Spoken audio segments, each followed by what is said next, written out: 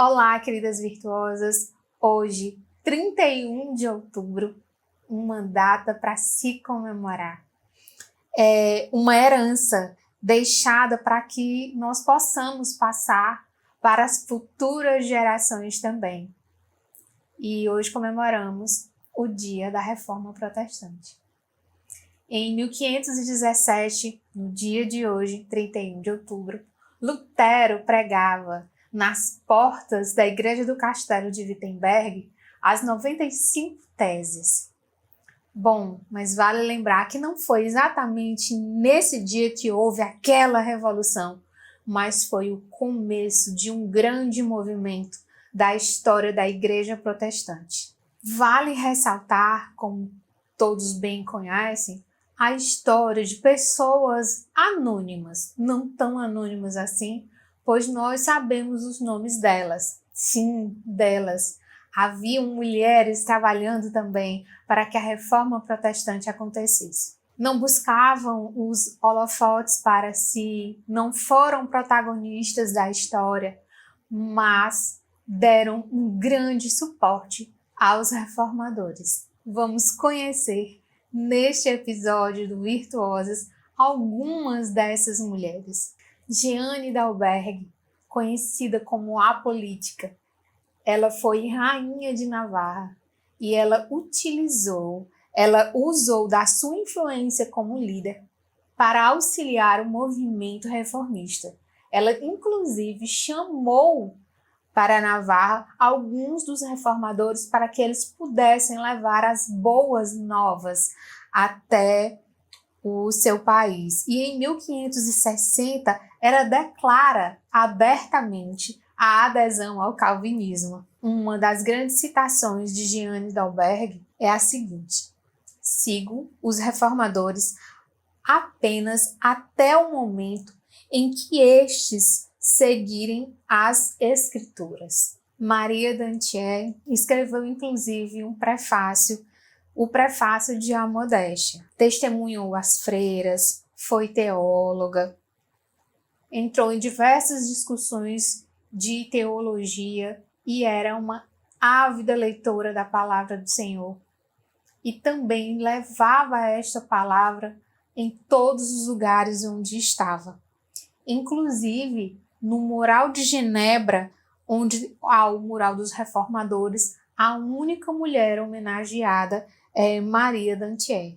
E Delette Debout, a esposa de João Calvino, era uma viúva que tinha 2 filhos e casou-se com um reformador. Hospitaleira, sabia latim, uma grande teóloga. Claro que para a época levava uma vida tão difícil quanto as mulheres de sua época, mas isso não a eximiu de auxiliar o seu marido ao trabalho da reforma. Calvino dizia que Delette era uma ajudante fiel de seu ministério, sua melhor amiga da vida. Depois de sua morte em 1549, Calvino não voltou a casar-se.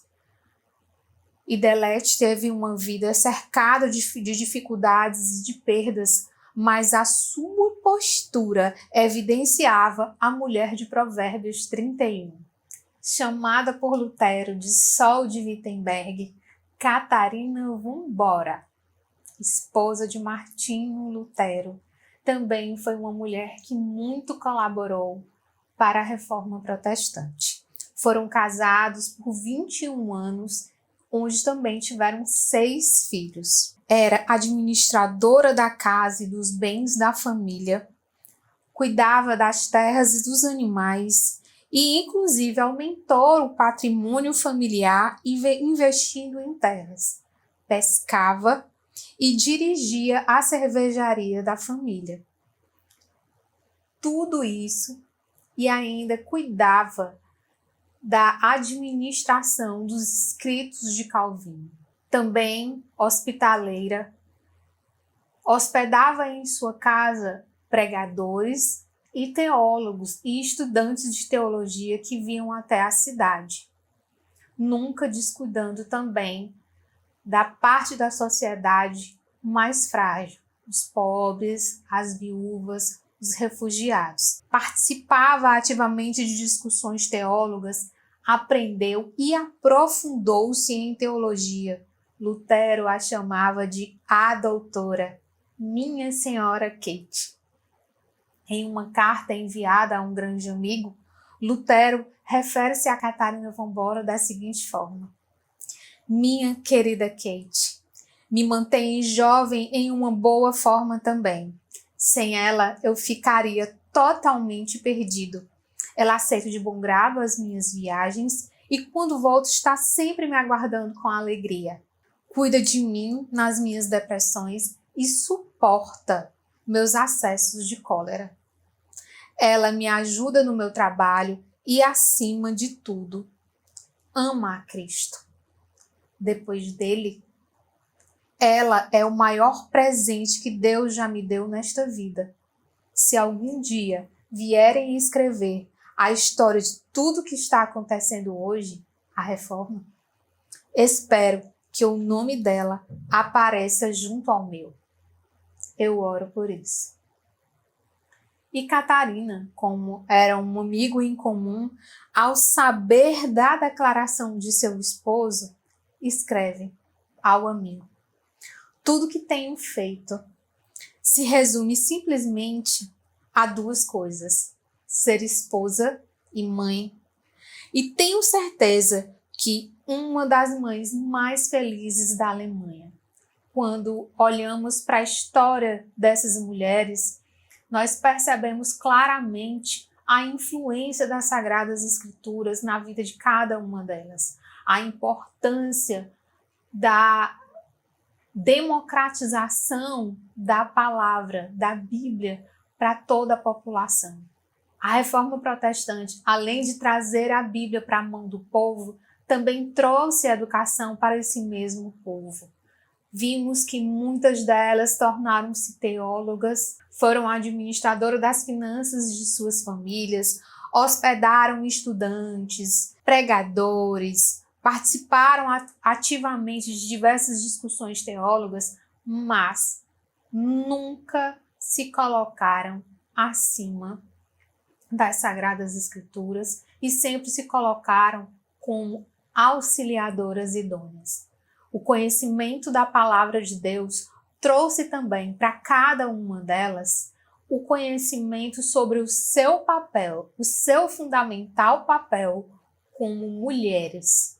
Estas mulheres da Reforma merecem referência e merecem também que nós as olhemos, assim como elas também tiveram o olhar para as mulheres da Bíblia. Certamente elas se espelharam nas histórias das mulheres bíblicas como Maria, Marta, como Lloyd e Eunice, como Lídia, mulheres que trabalharam ativamente no ministério do Senhor. Essas mulheres também trabalharam ativamente no ministério dos seus esposos, dos seus irmãos e de amigos reformadores.